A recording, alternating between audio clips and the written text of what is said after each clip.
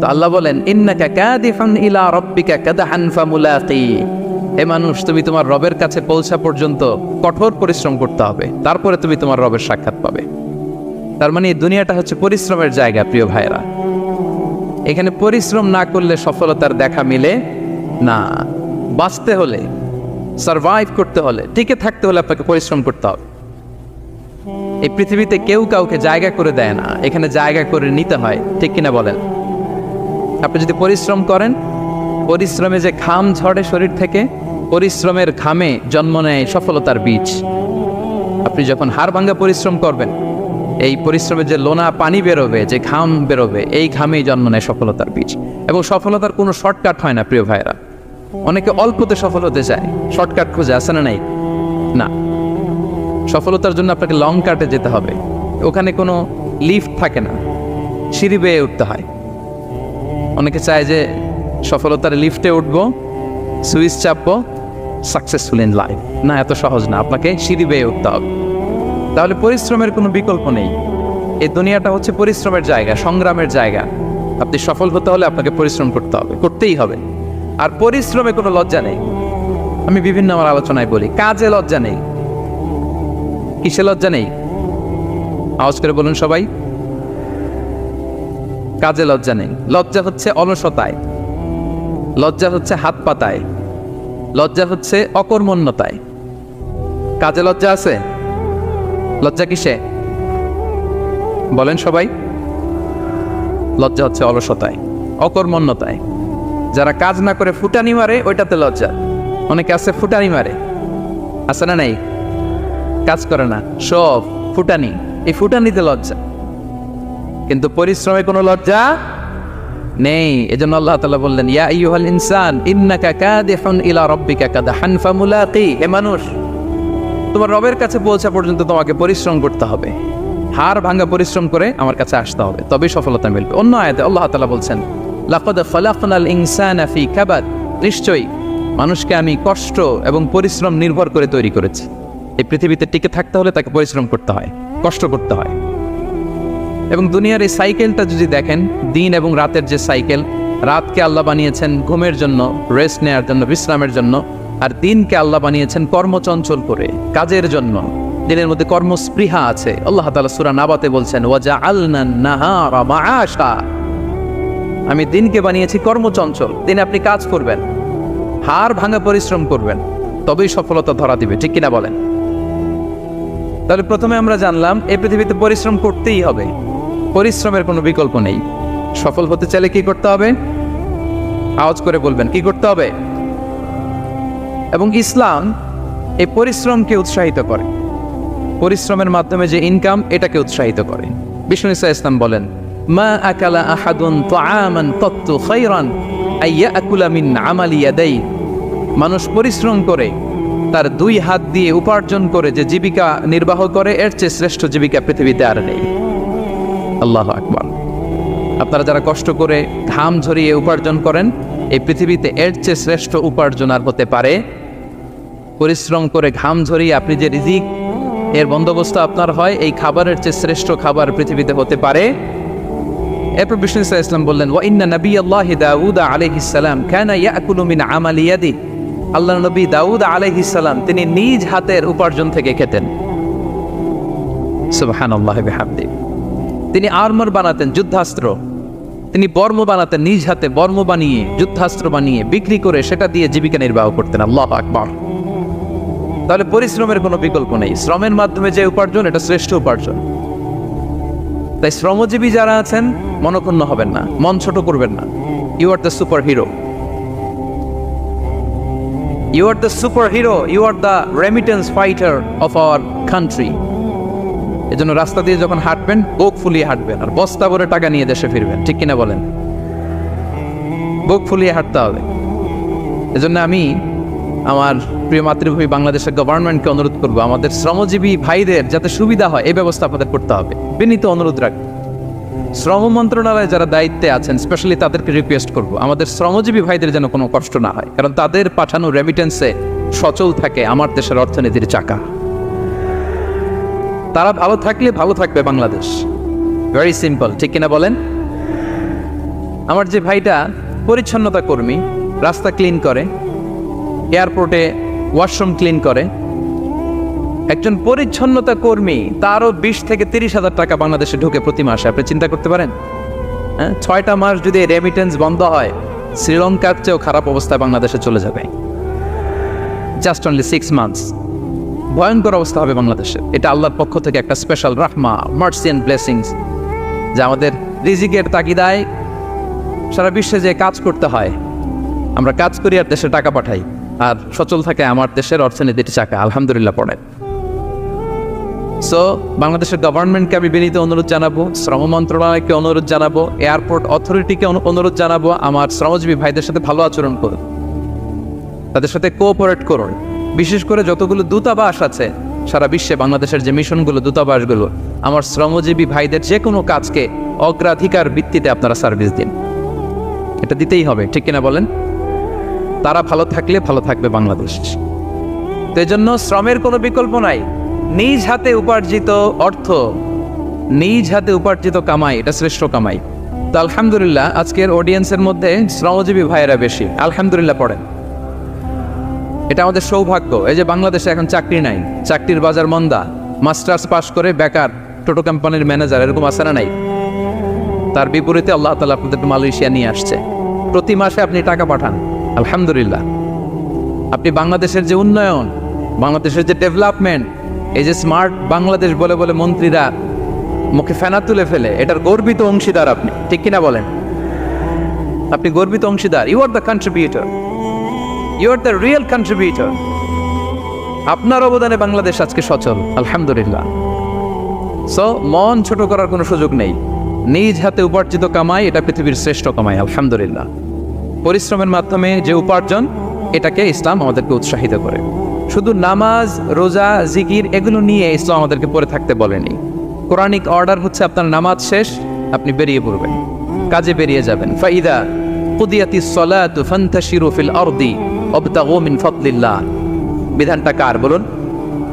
আওয়াজ করে বলুন, বিধানটা কার? এটা কোরআনিক ভার্ডিক্ট, কোরআনের বিধান। নামাজ শেষ, ভুল হয়ে বসে জিকির করতে বলা নেই আল্লাহ। আল্লাহ বলেছে ফান্তাশিরু ফিল আরদ ওয়াবতাগু মিন ফাদলিল্লাহ, জমিনে ছড়িয়ে পড়ো, আল্লাহর রিজিক তালাশ করো। নামাজ শেষ, বেরিয়ে যাবেন। কৃষক চলে যাবে মাঠে, শ্রমজীবী চলে যাবে ফ্যাক্টরিতে, শিক্ষকরা চলে যাবে তাদের শিক্ষা প্রতিষ্ঠানে, কর্পোরেট ওয়ার্ল্ডের লোকেরা চলে যাবে তাদের প্রতিষ্ঠানে। ডেভেলপমেন্ট করতে হবে, সিভিলাইজেশন করতে হবে। নামাজের পরে গোল হয়ে বসে থাকা চলবে না। কি ব্যালেন্স দেখেছেন ইসলাম? আজান হয়েছে তো মসজিদে আসো, নামাজ শেষ বেরিয়ে পড়ো, আলহামদুলিল্লাহ। কি ভারসাম্যপূর্ণ ইসলাম। ফাইদা কুদিয়াতিস সালাতু ফান্তাশিরু ফিল আরদ, যখন সালাত শেষ জমিনে ছড়িয়ে পড়ো, আল্লাহ রিজিক অন্বেষণ করো। তাহলে শুধু নামাজ রোজার মধ্যে ইসলাম নয়, আপনাকে কর্মঠ হইতে হবে, পরিশ্রম করতে হবে, হাড় ভাঙা পরিশ্রম। বিশ্বনবী সাল্লাল্লাহু আলাইহি ওয়াসাল্লাম অত্যন্ত পরিশ্রমী ছিলেন। He started his first career as a shepherd. সুবহানাল্লাহ। ওনার প্রথম ক্যারিয়ার উনি রাখাল হিসেবে শুরু করেছেন। রাখালরা যে কাজ করে, অর্থাৎ মরুভূমিতে ভেড়া, মহিষ, ভেড়া, ছাগল, তারপর বকরি, দুম্বা, এই চরানোর কাজগুলো দিয়ে বিষ্ণু ইসলাম তার ক্যারিয়ার শুরু করেছেন অ্যাজ এ শেফার্ড। বিষ্ণু ইসলাম বলেন, সেই বুখারীর বর্ণনা, মা বাআসাল্লাহু নাবিয়্যান ইল্লা রাআল গানাম। আল্লাহ তাআলা এই পৃথিবীতে এমন কোন নবী পাঠায় নাই যে নবীরা ছাগল চড়ায় নাই। সুবহানাল্লাহ পড়বেন না? সাহাবারা বললেন, ওয়া আনতা ইয়া রাসূলুল্লাহ, হে আল্লাহর নবী আপনিও ছাগল চড়িয়েছেন? বিষ্ণু ইসলাম বললেন, নাআম, আমিও ছাগল চড়িয়েছি। ওয়া কুনতু আরআহা আলা কারারিত লি আহলি মক্কা, আমি অল্প কিছু মজুরির বিনিময়ে, অল্প কিছু টাকার বিনিময়ে, সামান্য কিছু পারিশ্রমিকের বিনিময়ে মক্কার লোকদের ছাগল চড়িয়ে দিতাম। সুবহানাল্লাহ পড়েন। ছাগল হচ্ছে খুব টেরা প্রাণী, ডানে টানলে বায়ে যায়, বায়ে টানলে ডানে যায়। তাদেরকে একসাথে করা অ্যাজ এ শেফার্ড, এটা মরুভূমিতে খুব কষ্টের কাজ। আল্লাহ তাআলা প্রত্যেক নবীকে দিয়ে ছাগল চড়িয়েছেন যাতে করে কিছুদিন পরে নবীরা মানুষ চড়াতে পারে। সুবহানাল্লাহ। আল্লাহ বুঝাতে চাইলেন, এখন ছাগল চড়াও, এদের উপর যদি কন্ট্রোল নিতে পারো তাহলে মানব জাতির উপর কন্ট্রোল নিতে পারবো। আল্লাহু আকবার।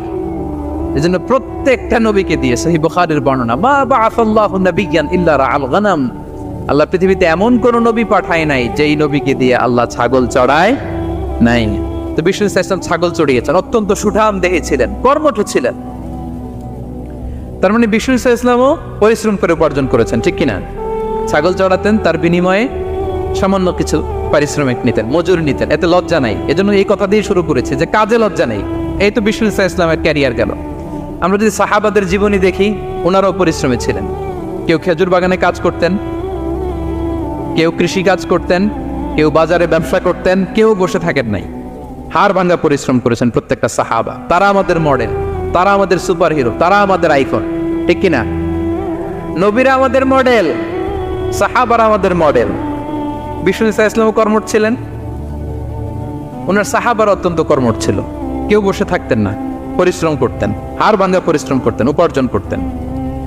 তারা আমাদের জন্য প্রেরণার বাতিঘর।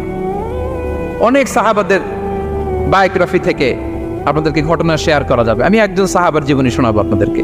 আব্দুর রহমান ইবনে আউফ রাদিয়াল্লাহু তাআলা আনহু। 10 জন জান্নাতের, দুনিয়াতে বসে যে 10 জন সাহাবা জান্নাতের সুসংবাদ পেয়েছেন, তাদের মধ্যে একজন, আলহামদুলিল্লাহ বলেন। আব্দুর রহমান ইবনে আউফ রাদিয়াল্লাহু তাআলা আনহু প্রথম 8 জন মক্কায় যারা কালিমা পড়ে মুসলমান হয়েছে তাদের একজন। তার স্ট্যাটাসটা আগে জেনে নেন। তো তিনি যখন মক্কা থেকে হিজরত করে মদিনায় গেলেন, মনে রাখবেন মক্কা থেকে যে সাহাবারা বাড়ি ঘর ছেড়ে হিজরত করেছে তাদেরকে বলে মহাজির, মানে হিজরতকারী সাহাবা। আর মদিনাতে যে সমস্ত সাহাবারা তাদেরকে রিসিভ করেছেন তাদেরকে বলে আল আনসার, মানে সাহায্যকারী সাহাবা।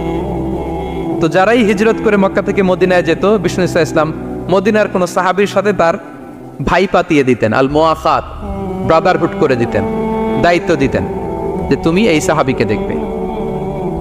তো আব্দুর রহমান ইবনে আউফ রাদিয়াল্লাহু তাআলা আনহু যখন হিজরত করে গেলেন, তার দেখভাল করার জন্য যে সাহাবীর দায়িত্ব পড়ল তার নাম হচ্ছে সাআদ ইবনে রাবি', আনসারী সাহাবী রাদিয়াল্লাহু তাআলা আনহু। বিষ্ণু বললেন, সাআদ, আব্দুর রহমান ইবনে আউফ তোমার ভাই, ভাই বানিয়ে দিলেন। কি বানিয়ে দিলেন? তুমি তাকে টেক কেয়ার করবে, সে হবে তোমার মেহমান। সুবহানাল্লাহ। সাআদ ইবনে রাবি' রাদিয়াল্লাহু তাআলা আনহু তিনি আব্দুর রহমান ইবনে আউফকে ডেকে নিয়ে গেলেন, ঘরে নিয়ে গেলেন মেহমানকে, এবং বললেন, ইয়া সাআদ ইন্নী আকসারুল আনসারি মালান। হে সাআদ, তুমি চিন্তা করো না, তুমি মনে করো না যে তোমার ভরণ পোষণ দিতে আমার কষ্ট হবে। আমি মদিনার সবচাইতে বড় বিজনেস ম্যাগনেট, সবচাইতে বড় বিজনেস ম্যাগনেট আমি। No tension, don't worry about it. Tension নিও না, আসো, তোমার জন্য আমার কি প্রপোজাল শোনো। ফাআকসিমু লাকা নিসফা মালি, আমার যত সম্পদ আছে আমি অর্ধেক তোমারে দিয়ে দিব। সুবহানাল্লাহ, এত আসতে। আপনার বাড়িতে কেউ মেহমান হলে করতে পারবেন এরকম? আল্লাহ, কেমন প্রেরণার বাতিঘর তারা। ফাআকসিমু নিসফা মালি, আব্দুর রহমান ইবনে আউফ, আমার অর্ধেক সম্পদ তোমারে দিয়ে দিব। এখানেই শেষ না, এরপর বলতে লাগলেন, আমার অনেকগুলো স্ত্রী আছে, তুমি কোথায় যে মেয়ে খুঁজবা, প্রস্তাব দিবা, এত ঝামেলার দরকার নেই।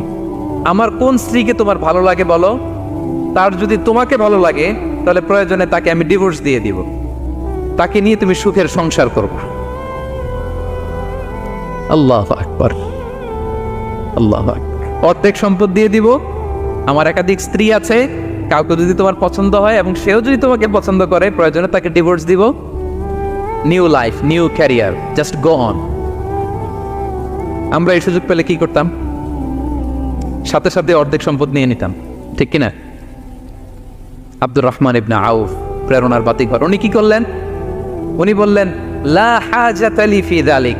আমার ভাই, তুমি যে বলছো এ সাআদ ইবনে রাবি, তুমি যে এত চমৎকার প্রপোজাল দিয়েছো, এতেই আমি খুশি। তোমার কোনো কিছুর আমার দরকার নাই। বারাকাল্লাহু লাকা ফি আহলিকা ওয়া মালিক, আল্লাহ তোমার সম্পদেও বরকত দেখ, আল্লাহ তোমার পরিবারেও বরকত দেখ। তবে একটা কষ্ট করতে হবে, সেটা কি? আব্দুর রহমান ইবনে আউফ বললেন, দুল্লানি ইলা সুক, just show me the way to market. মদিনার বাজারটা কোথায় এটা একটু দেখায় দাও। আমি নতুন মানুষ, পথঘাট চিনি না। দুল্লানি ইলা সুক, just show me the way to market of Medina. মদিনার বাজারটা কোন রাস্তা একটু দেখায় দাও। আল্লাহু আকবার। সাআদ ইবনে রাবি বললেন, এই তো মদিনার বাজার। উনি যে কিছু ঘি কিনলেন, পনির কিনলেন, কিনে বিক্রি করলেন, প্রফিট করলেন। ওই প্রফিট দিয়ে আরো বেশি করে কিনলেন, আবার বিক্রি করলেন, প্রফিট, আবার বিক্রি করলেন, প্রফিট। এই কেনা বেচা করতে করতে 1-2 মাসের মধ্যে উনি মদিনার one of the biggest business magnate হয়ে গেলেন। আল্লাহু আকবার। কি হাড় ভাঙা পরিশ্রমই না তারা করেছেন। একেবারে রেডি ক্যারিয়ার ছিল। গেলাম, সবচেয়ে বড় বিজনেসম্যানের অর্ধেক সম্পত্তি পেয়ে গেলাম। He didn't accept the ready career. Rather, he made his own path with his own endeavor. নিজের চেষ্টায়, নিজের পরিশ্রমে, নিজের ঘাম ঝরিয়ে নিজের ক্যারিয়ার তৈরি করেছেন। চিল্লায় বলেন ঠিক কিনা? This is the biography of Abdul Rahman ibn Auf radiyallahu ta'ala anhu. সাহাবারা কতটা পরিশ্রম করেছেন, তার মানে বিশ্বনবী পরিশ্রমী ছিলেন, সাহাবারা পরিশ্রমী ছিলেন। এবং বিষ্ণু ইসা ইসলাম পরিশ্রম করতে বলতেন সবাইকে, হাত পাততে নিষেধ করতেন, কারণ দারিদ্রতা বড্ড ভয়ঙ্কর। দারিদ্রতা যার আসে সে বোঝে। বাংলা একটা কথা আছে, অভাব যখন দরজায় এসে দাঁড়ায়, ভালোবাসা তখন। হ্যাঁ, সবার মুখস্থ দেখছেন? অভাব যখন দরজায় এসে দাঁড়ায়, ভালোবাসা তখন জানলা দিয়ে পালায়। দারিদ্রতা ঈমান কেড়ে নেয়। আপনি পার্বত্য চট্টগ্রামের অবস্থা জানেন? আমাদের বাংলাদেশের পাহাড়ি এলাকার অবস্থা জানেন? ওখানে আমাদের গরিব মুসলিম ভাইদেরকে সামান্য কিছু টাকা পয়সা দিয়ে ওদেরকে খ্রিস্টান বানিয়ে ফেলতেছে মিশনারিগুলো। এই খবর তো আমরা রাখি না। দারিদ্রতা বড্ড ভয়ঙ্কর। এজন্য বিষ্ণু ইসলাম দারিদ্রতা থেকে আল্লাহর কাছে পানাহ চাইতেন। তিনি বলতেন, আল্লাহুম্মা ইন্নী আউযু বিকা মিনাল ফাকরি ওয়াল কিল্লাতি ওয়াদ-দিল্লা। ও আল্লাহ, I seek refuge with you from poverty, from insufficiency and humiliation. ও আল্লাহ, আমি তোমার কাছে দারিদ্রতা থেকে পানাহ চাই। ও আল্লাহ, আমি তোমার কাছে স্বল্পতা থেকে পানাহ চাই। ও আল্লাহ, আমি তোমার কাছে লাঞ্ছনা থেকে পানাহ চাই। পড়েন আমিন। এই দোয়াটা বেশি বেশি পড়বেন। আল্লাহুম্মা ইন্নী আউযু বিকা মিনাল ফাকরি ওয়াল কিল্লাতি ওয়াদ-দিল্লা। হে আল্লাহ, আমি দারিদ্রতা থেকে পানাহ চাই। আল্লাহ, স্বল্পতা থেকে পানাহ চাই। আল্লাহ, লাঞ্ছনা থেকে পানাহ চাই। সবাই পড়ুন আমিন। বিষ্ণু ইসলাম যে দোয়াগুলো শিখিয়েছেন এগুলো হচ্ছে very precise in wording but comprehensive in meaning. শব্দে খুব ছোট, কিন্তু অর্থ মানুষের হৃদয়ে এটার আবেদন অনেক ব্যাপক, অনেক বেশি। আপনি সারাদিন মিলিয়েও দোয়ার মধ্যে এত সুন্দর প্রার্থনা বাক্য তৈরি করতে পারবেন না, কিন্তু বিষ্ণু ইসলাম এক বাক্যে যেটা চেয়েছেন গোটা দুনিয়াটা এর ভেতরে ঢুকে গিয়েছে। আল্লাহুম্মা ইন্নী আউযু বিকা মিনাল ফাকরি ওয়াল কিল্লাতি ওয়াদ-দিল্লা। আল্লাহ, দারিদ্রতা থেকে পানাহ চাই। বিষ্ণু ইসলাম নিজে স্বয়ং দারিদ্রতা থেকে পানাহ চাইতেন। তাহলে দারিদ্রতার সাথে আমাদের কোনো সম্পর্ক? আমরা পরিশ্রম করব, আমরা কাজ করে খাবো, কাজে কোনো লজ্জা নেই। লজ্জা অলসতায়। চিল্লায় বলেন ঠিক কিনা? এবং বিষ্ণু ইসলামের কাছে কেউ যদি হাত পাততো, যদি দেখতেন তার কাজ করার যোগ্যতা আছে, বিষ্ণু ইসলাম ভিক্ষা দিতেন না, কাজে উৎসাহিত করতেন, ভিক্ষাবৃত্তিকে অনুৎসাহিত করতেন। এক যুবক এসে হাত পাতালো, বিষ্ণু ইসলাম আমার কিছু দেন। নয় বললেন, তুমি তো শক্ত সামর্থ্য মানুষ, বাসায় কি আছে বলো? সে বলে, আমার বাড়িতে একটা পানি খাওয়ার জগ আছে আর একটা চাদর আছে। বিষ্ণু ইসলাম বললেন, নিয়ে আস। সে নিয়ে আস। এবার বিষ্ণু ইসলাম চাদর আর জগ দুইটা নিয়ে সাহাবাদেরকে বললেন, মাইয়াশতারি হাযাইন, কে কিনবে? অকশন চিনেন? অকশন, অকশনে কি করে? নিলামে দাম তোলে না? রাসূল সাল্লাল্লাহু আলাইহি ওয়াসাল্লাম তার চাদর আর জগটা নিলামে তুললেন। এই কে কিনবে? মাইয়াশতারি হাযাইন, মাইয়াশতারি হাযাইন। একজন বলল, ফাকাল রাজুল আনা আখিযুহুমা বিদিরহাম, ইয়া রাসূলুল্লাহ, আমি 1 দিরহামে কিনবো। কয় দিরহাম? বিষ্ণু বললেন, 1 দিরহাম, 1 দিরহাম, 1 দিরহাম। মানে এর চেয়ে কেউ বাড়াবে কিনা? মাইয়াজিদু আলা যালিক, এর চেয়ে বাড়ায় দিবা কে? আরেক সাহাবী বলল, ইয়া রাসূলুল্লাহ, আমি 2 দিরহামে কিনবো। 2 দিরহাম, 2 দিরহাম, 2 দিরহাম, আর বাড়ে না। বিষ্ণু ইসলাম তার কাছে 2 দিরহাম দিয়ে বিক্রি করে দিলেন। 2 দিরহাম নিয়ে যুবককে বললেন, নাও, এই 1 দিরহাম দিয়ে কিছু খাবার কিনে তোমার ফ্যামিলিকে দিয়ে আস। আরেক দিরহাম দিয়ে একটা কুঠার কিনে নিয়ে আস। তো এই যুবক কুঠার কিনে আনলো। ফাওয়াদাআ লাহু আর-রাসূল সাল্লাল্লাহু আলাইহি ওয়াসাল্লাম ইয়াদান, রাসূল সাল্লাল্লাহু আলাইহি ওয়াসাল্লাম নিজ হাতে ওই কুঠারের একটা হাতল লাগাই দিলেন কাঠের। শুধু কুঠার দিয়ে তো হবে না, একটা হাতল থাকতে হবে না? বিষ্ণু সাল্লাল্লাহু আলাইহি ওয়াসাল্লাম ওনার মোবারক হাতে, বরকতময় হাতে ওই কুঠারে একটা হাতল লাগাই দিলেন। এবার বললেন, যাও, 1 দিরহাম দিয়ে কুঠার, আরেক দিরহাম দিয়ে খাবার কিনে আনো। এই কুঠার দিয়ে জঙ্গলে যে কাঠ কেটে লাকড়ি বেচে জীবিকা নির্বাহ করো। সামনের 15 দিন আমার সামনে যেন তোমার গুড়গুড় করতে না দেখি। এ বেচারা গেল, 1 দিরহাম দিয়ে ফ্যামিলিতে খাবার দিল, আর লাকড়ি নিয়ে কাঠ কাটতে না কাটতে কয়েকদিনের ব্যবধানে ও 10 দিরহাম কামাই ফেলছে। আস্তে আস্তে আস্তে আস্তে সে স্বাবলম্বী হয়ে গেল। এরপর একবার বিষ্ণু ইসলামের কাছে আসছে। বিষ্ণু ইসলাম তারে বলে, মানুষের কাছে হাত পাতার চেয়ে, দুয়ারে দুয়ারে ভিক্ষা করার চেয়ে তোমার মতো এরকম কাঠ কেটে, জঙ্গলে কাঠ কেটে বাজারে বিক্রি করা অনেক ভালো। আল্লাহু আকবার। এই হচ্ছে বিষ্ণু ইসলামের ক্যারেক্টারিস্টিক্স। তিনি ভিক্ষাবৃত্তিকে অনুৎসাহিত করতেন। এই যে গল্পটা, what is the moral of the story? কি শিখলাম? 1 নম্বর যেটা শিখলাম, তিনি কাজ করে খেতে উৎসাহিত করেছেন। চাইলেই বিষ্ণু ইসলাম ওই দুইটা জিনিস বিক্রি করে 2 দিরহাম দিয়ে বলতে পারতেন, যাও 2 দিরহাম দিয়ে খাবার কেনো। ওই বেলা খেয়ে রাতের বেলা আরেক দুয়ারে যে ভিক্ষা করতো, ঠিক কিনা বলেন? কথা বুঝতেছেন? 2 দিরহাম দিয়ে যদি খাবার কিনতো তো দুপুরে খেয়ে রাতে কি করতো? আবার হাত পাততো। সেটা করে নাই, কাজ করে খেতে উৎসাহিত করেছেন এবং স্থায়ী সমাধান করে দিয়েছেন। কারণ কাজই, কাজে কোনো ছোট বড় নাই। আছে? কাজে কোনো ছোট বড় আছে না। তাহলে ইসলাম আমাদেরকে পরিশ্রমী হতে শেখায়, কর্মমুখী হতে শেখায়। ইসলাম কতটা কর্মমুখী ধর্ম দেখেন। বিষ্ণু ইসলাম বলেন, ইন কামাতিস সাআ ওয়া ফি ইয়াদি আহাদিকুম ফাসিলা।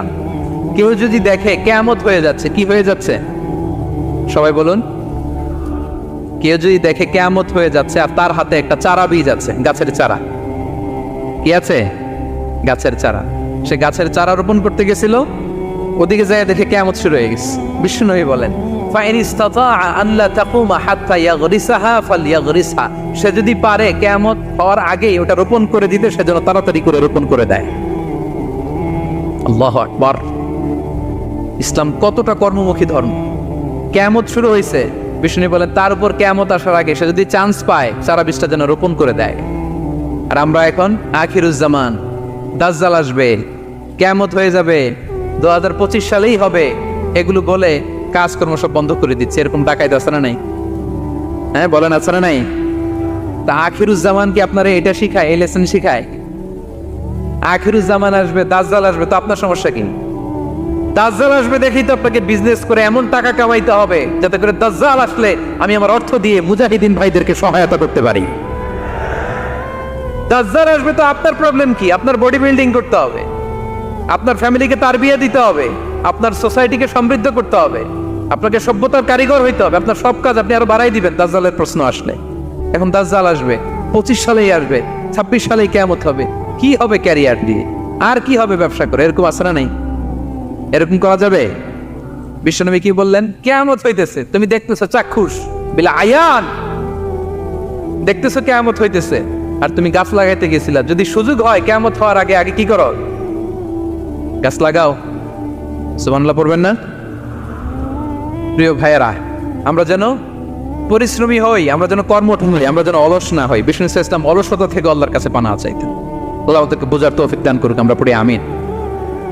আল্লাহ নবী সাল্লাল্লাহু আলাইহি ওয়াসাল্লাম শুধু পরিশ্রম করতে বলেছেন এমন নয়, তিনি পরিশ্রমীদেরকে পছন্দ করতেন। এক সাহাবীর সাথে তিনি মুসাফা করলেন, দেখলেন হাতটা বড্ড খসখসে, তিনি শ্রমজীবী সাহাবী। এটা যখন তিনি শুনতে পেলেন, তিনি পরম মমতায় আলতো করে ওই শ্রমিক সাহাবীর হাতে তিনি চুমু খেলেন। আল্লাহু আকবার। এবং ওনার আন্ডারে যারা কাজ করত তাদের সাথে বিষ্ণু ইসলামের যে আচরণ, ওনার যে শ্রমিক, ওনার যে খাদেম, তাদের সাথে বিষ্ণু ইসলামের যে ডিলিং শুনলে আপনি অবাক হয়ে যাবেন। আপনি কারো ব্যাপারে যদি রিয়েল ইনফরমেশন চান, আপনি কয়েকটা জায়গায় নক করতে হবে। 1 নম্বর, ধরেন যে একজন বড় সাহেব, তার আসল তথ্য যদি চান তার বউকে জিজ্ঞেস করেন। কারা জিজ্ঞেস করবেন? ওয়াইফকে জিজ্ঞেস করবেন, স্ত্রীকে, আসল তথ্য পাবেন। 2 নম্বর, তার বাড়ির দারোয়ানকে জিজ্ঞেস করবেন। কাকে? 3 নম্বর, তার ঘরের কাজের বুয়া, সব জানে উনি, ওই কাজের বুয়া থেকে রিপোর্ট নেবেন, ঘরে যে কাজ করে। 4 নম্বর, তার ড্রাইভার, দারোয়ান, কাজের বুয়া, ওয়াইফ, এদের কাছ থেকে যদি আপনি জিজ্ঞেস করেন, ফলের বিড়াল বেরিয়ে আসবে। ঠিক কিনা বলেন? তা আসেন বিষ্ণু ইসলামের যে খাদেম, কর্মচারী, তারা একটু জিজ্ঞেস করে বিষ্ণু ইসলামের আচরণ কেমন ছিল। বিষ্ণু ইসলামের খাদেমের নাম হচ্ছে আনাস রাদিয়াল্লাহু আনহু। আলহামদুলিল্লাহ, খাদিম রাসূলুল্লাহ, বিষ্ণু ইসলামের খাদেম। আসেন ওনাকে জিজ্ঞেস করি যে বিষ্ণু ইসলামের আচরণ কেমন ছিল। আনাস রাদিয়াল্লাহু তাআলা আনহু বলেন, খাদিমতুন নবিয়্যা 10 সিনিন, আমি বিষ্ণু ইসলামের 10 বছর খেদমত করেছি। 1-2 বছর না, 10 বছর বিষ্ণু ইসলামের খেদমতে আমি নিয়োজিত ছিলাম। ফামা ক্বালা লি লিমা সানা'তা ওয়ালা লিমা লা সানা'তা, 10 বছরের মধ্যে একদিনও কখনো বলে না, এ আনাস এটা কেন করলা, এই আনাস এমনটা কেন হলো, এটা কেন করলা না, একদিনের জন্য বলে নাই। কেন এটা করছো, কেন এটা করো নাই, এরকম কোনো প্রশ্ন আমাকে কোনোদিন করে নাই। সুবহানাল্লাহ। আনাস রাদিয়াল্লাহু তাআলা কি ভুল করেন নাই? করছেন। ছোট মানুষ তো, একেবারে ছোট বাচ্চা ছিলেন। ওনার আম্মা যখন আনাস রাদিয়াল্লাহু তাআলাকে নিয়ে আসছে, বিষ্ণু ইসলাম মক্কা থেকে হিজরত করে মদিনায় আসলেন, সবাই বিশ্বনবীকে ঘিরে ধরলো। সবাই বিশ্বনবীকে সালাম দেয়, মুসাফা করে, হাদিয়া দেয়। আনাসের মা চোখের পানি ছাড়ে, বিশ্বনবীর কাছে লজ্জায় এসে বলে, ইয়া রাসূলুল্লাহ, সবাই আপনাকে উপহার দেয়, সবাই আপনাকে হাদিয়া দেয়, আমি আপনারে কি হাদিয়া দেব? হাদিয়া দেওয়ার মতো কিছু নাই আমার এই কলিজার টুকরা আনাস ছাড়া। আমি আনাসকেই আপনারে হাদিয়া দিয়ে দিলাম। ইয়াখদুমুকা ইয়া রাসূলুল্লাহ, এ নবী, আনাস আপনার খেদমত করবে, আপনার ওযুর পানি এনে দিবে, আপনার মেসওয়াকটা এনে দিবে, আপনার জুব্বাটা এনে দিবে। আমি আমার কলিজার টুকরা, আমার নাড় ছেঁড়া ধন আনাসকেই আপনারে উপহার দিয়ে দিলাম। আনাস রাদিয়াল্লাহু তাআলা বিষ্ণু সাল্লাল্লাহু আলাইহি ওয়াসাল্লামের সাথে থাকতেন, ওযুর পানি এনে দিতেন, জামা এনে দিতেন। বিষ্ণু বললেন, আনাস, আমার ওই জুব্বাটা নিয়ে আসো। ছোট্ট আনাস জুব্বা আনতে যে মদিনার বাচ্চারা খেলতেছে, আমাদের দেশে যে খেলে, কুতকুত খেলে, চারা খেলে, এইটা খেলে, সেইটা খেলে, ওই খেলাধুলা দেখে নবীর জামা আনার কথা উনি ভুলে গেলেন। বাচ্চাদের সাথে দাঁড়িয়ে খেলা দেখতে আরম্ভ করলেন। এখন সময় গড়িয়ে অনেক হয়ে গেল, আনাসও আসে না, জুব্বাও আসে না। ঘটনা কি? বিষ্ণু সাল্লাল্লাহু আলাইহি ওয়াসাল্লাম বললেন, যাই, নিজের জামা নিজে নিয়ে আসি। তো বের হলেন, যে দেখে সর্বনাশ, আনাসকে পাঠাইছি জুব্বা আনতে, আনাস দেখি এদিকে খেলার মধ্যে মগ্ন হয়ে আছে। বিষ্ণু সাল্লাল্লাহু আলাইহি ওয়াসাল্লাম কিছুই বললেন না, চুপ করে যে উনিও আনাসের পিছনে এভাবে দাঁড়িয়ে রইলেন, কিছুই বলে না। তো আনাস খেলা একবার এদিকে দেখে, একবার ওদিকে দেখে, একবার এদিকে ঘুরতে ঘুরতে হঠাৎ দেখে পিছনে কে? স্বয়ং বিশ্বনবী। আল্লাহ, বিশ্বনবীর দেখে তো আনাস রাদিয়াল্লাহু তাআলার কলিজাটা এখানে চলে আসছে ভয়। হায় হায়, আজকে খবর আছে। হায় হায়, আমার না জুব্বা আনতে বলছিল, আমি কি কাজ করলাম? ভয়ে আটকে উঠছে। বিষ্ণু ইসলাম ধমক দেয় নাই, পেট্টি দেয় নাই, কিছু করে নাই, শুধু একটা মুচকি হাসি দিয়েছে। আনাস রাদিয়াল্লাহু তাআলা আনহু বলে, বিশ্বনবীর সেই দিনের মুচকি হাসির শাসন মৃত্যুর আগ পর্যন্ত আমাকে সোজা রাস্তায় রেখেছে, আর ডানে বায়ে করি নাই কোনোদিন। তার মানে শাসন করতে জানলে বেত মারা লাগে না, শাসন করতে জানলে গায়ে হাত তোলা লাগে না, শাসন করতে জানলে মুচকি হাসি দিয়েও শাসন করা যায়, ঠিক কিনা বলেন? বিশ্বনবীর মুচকি হাসির শাসন আনাস রাদিয়াল্লাহু তাআলা আনহুকে আজীবন সোজা রাস্তা রেখেছে। তাহলে শ্রমজীবীদেরকে বিষ্ণু সাল্লাল্লাহু আলাইহি ওয়াসাল্লাম কতটা সম্মান করতেন, শ্রদ্ধা করতেন, ভালোবাসতেন, বুঝতে পারছেন সবাই? প্রিয় ভাইয়েরা, লেবার রাইটস ইন ইসলাম, ইসলামের শ্রমিকের অধিকার। শ্রমিকদেরকে ইসলাম কমপক্ষে 7টা অধিকার দিয়েছে। কয়টা? 1 নাম্বার, ইসলাম একজন শ্রমিককে প্রথম যে অধিকারটা দিয়েছে সেটা হচ্ছে কাজ শেষে, শ্রম শেষে তার পারিশ্রমিকের অধিকার, মজুরি পাওয়ার অধিকার, কাজ শেষে বেতন পাওয়ার অধিকার। কাজ করেছেন তো আপনি বেতন পাবেন, এটা আপনার অধিকার। বেতন বা পারিশ্রমিক এটা একটা কর্মজীবীর অধিকার। আপনার কোম্পানির মালিক যে আপনার বেতন দেয়, এটা কি দয়া করে? করুণা। তো এটা যদি করুণা হয়, সে যে আপনার কাজ করে দেয়, এটাও তো করুণা, এটা তো আর বড় করুণা। কি বলেন? আপনি যে স্যালারি পে করেন, এটা যদি করুণা হয়, সে যে পরিশ্রম করে, সে তো আর বড় করুণা করে আপনারে, তার কারণে তো আপনার কোম্পানি টিকে আছে, ঠিক কিনা বলেন? তাহলে এটা করুণা নয়, এটা শ্রমিকের অধিকার। এবং বিশ্বনবী সাল্লাল্লাহু আলাইহি ওয়াসাল্লামের সেই ঐতিহাসিক বাণী, তিনি বলেছেন, আ'তুল আজীরা আজরাহু ক্বাবলা আন ইয়াজিফা আরাফু, ঘাম শুকিয়ে যাওয়ার আগে শ্রমিককে তার পারিশ্রমিক বুঝিয়ে দাও। সুবহানাল্লাহ, বিশ্বনবীর ঐতিহাসিক বাণী। এখন জাতিসংঘ আমাদেরকে শিখায় যে শ্রমিকের মজুরি দিতে হবে, অন টাইমে দিতে হবে, স্যালারি দিতে হবে, এই করতে হবে, সেই করতে হবে। মানবাধিকারের কর্মীরা আমাদেরকে শিখায়, তারা শিখানোর 1500 বছর আগে বিষ্ণু ইসলামের ঐতিহাসিক বাণী, তিনি বলেছেন, আ'তুল আজীরা আজরাহু ক্বাবলা আন ইয়াজিফা আরাফু, শ্রমিকের ঘাম শুকাবার আগে তার মজুরি পেমেন্ট করে দাও। সুবহানাল্লাহ। ঘাম শুকিয়ে যাওয়ার আগে মানে অন টাইম, দ্রুততম সময়ে শ্রমিককে তার মজুরি দিয়ে দাও, তার বেতন দিয়ে দাও। যারা শ্রমিককে তার পারিশ্রমিক অন টাইমে দেয় না, স্যালারি অন টাইমে পে করে না, টালবাহানা করে, গরিমসি করে, তাদের ব্যাপারে বিষ্ণু ইসলাম কি বলেন? বিষ্ণু বলেন, 3 শ্রেণীর ব্যক্তি, সালাসাতুন আনা খাসমুহুম ইয়াউমাল কিয়ামা, 3 শ্রেণীর ব্যক্তির বিরুদ্ধে আমি বিশ্বনবী কিয়ামতের দিন আল্লাহর কাঠগড়ায় মামলা দায়ের করব। আমি বিশ্বনবী 3 শ্রেণীর ব্যক্তির বিরুদ্ধে আমি বিশ্বনবী আল্লাহর সুপ্রিম কোর্টের কাঠগড়ায় মামলা দায়ের করব। এর মধ্যে 1 শ্রেণীর ব্যক্তি হচ্ছে রাজুলুন ইস্তাআজারা আজিরান ফাস্তাওফা মিনহু ওয়া লাম ইউতিহি আজরা, কোন ব্যক্তি যে শ্রমিক নিয়োগ দেওয়ার পরে তার কাছ থেকে কাজ বুঝিয়ে নিয়েছে কিন্তু তাকে তার প্রাপ্য বুঝিয়ে দেয়নি। এরকম ডাকাত আমাদের সমাজে আছে না নাই? কাজ ঠিকই বুঝে নিচ্ছে কিন্তু তার প্রাপ্যটা বুঝিয়ে দেয়। বিশ্বনবী বলেন, তার বিরুদ্ধে আমি মামলা দায়ের করব। প্রিয় ভাইরা, বুঝে থাকলে উত্তর দেন। বিশ্বনবী যার বিরুদ্ধে মামলা দায়ের করবে তার জান্নাত তো একেবারে ডাইরেক্ট, তাই না? হ্যাঁ, সুন্দর বলছে একজন, তার কোনো জামিন নাই, ঠিক কিনা বলেন? বিশ্বনবী যার বিরুদ্ধে মামলা দায়ের করেছে তার জান্নাতে যাওয়া তো দূর কি বাত, সে জান্নাতের ঘ্রাণও তার নাকে ঢুকবে না, চিল্লায় বলেন ঠিক কিনা? এজন্য খবরদার, শ্রমিককে তার শ্রম নেয়ার পরে তার পারিশ্রমিক দিয়ে দেন, তার ঘাম শুকিয়ে যাওয়ার আগে, মানে অন টাইম। এটা নিয়ে কোনো টাল বাহানা করা যাবে, তাহলে বিশ্বনবী তার বিরুদ্ধে মামলা দায়ের করবে। তার মানে 1 নম্বর অধিকার বুঝে পেয়েছেন? আপনি যে কাজ করেন, কাজের বিনিময়ে যে পারিশ্রমিক পান, যে স্যালারি পান, এটা আপনার অধিকার। এটা করুণা নয়, এটা অনুকম্প নয়, এটা কোনো দয়া নয়, ইটস ইউর রাইট। এটা আপনার অধিকার। আওয়াজ করে বলুন তো গলা ফুলিয়ে, এটা আপনার কি? 2 নম্বর, একটা শ্রমিককে ইসলাম যে অধিকার দেয় সেটা হচ্ছে চুক্তি মাফিক সকল সুযোগ সুবিধা প্রাপ্তির অধিকার। অর্থাৎ একজন এমপ্লয়ার যখন তার এমপ্লয়িকে নিয়োগ করে, একটা এমপ্লয়মেন্ট কন্ট্রাক্ট থাকে না? এমপ্লয়মেন্ট কন্ট্রাক্ট বুঝেন তো?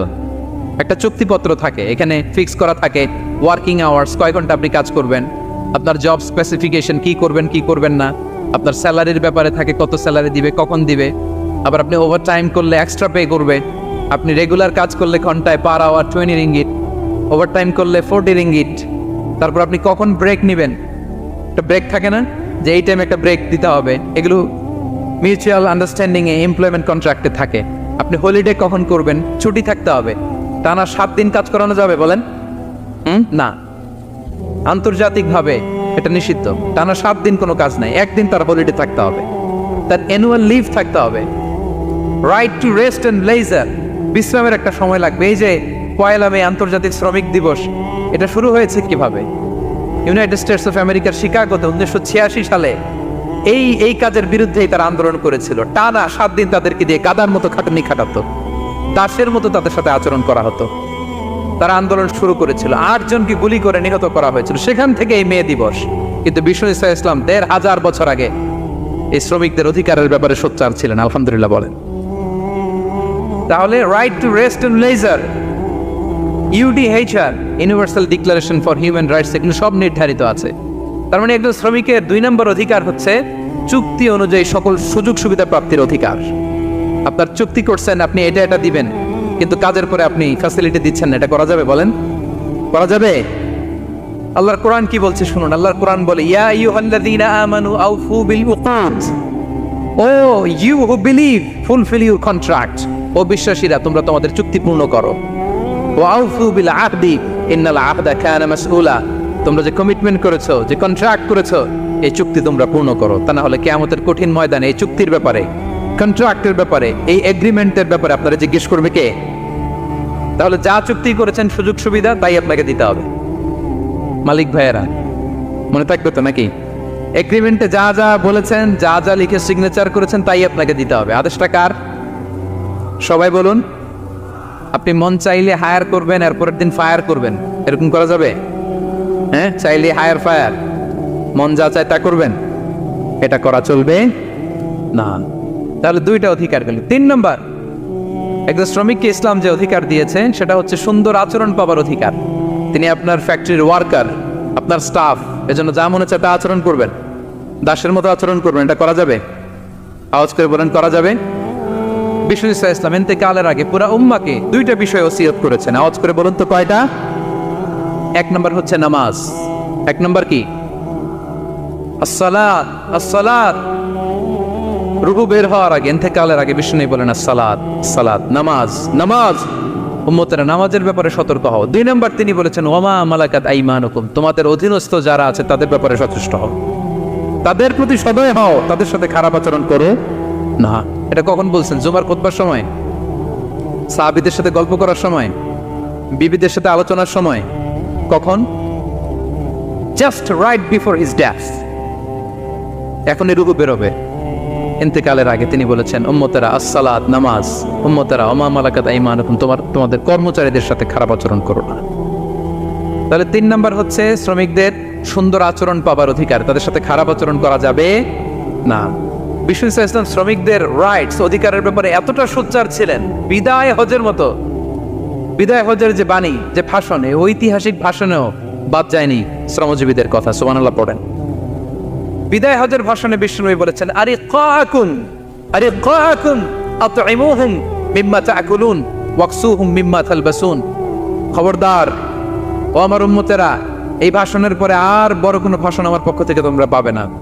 তোমাদের কর্মজীবী, তোমাদের শ্রমিক, তোমাদের ওয়ার্কার, তোমাদের স্টাফদের ব্যাপারে সাবধান থাকো। তোমরা যা খাবে তাদেরও তা খাওয়াবে, তোমরা যা পড়বে তাদেরও তা পড়তে দিবে, তাদের প্রতি তোমরা সদয় হবে।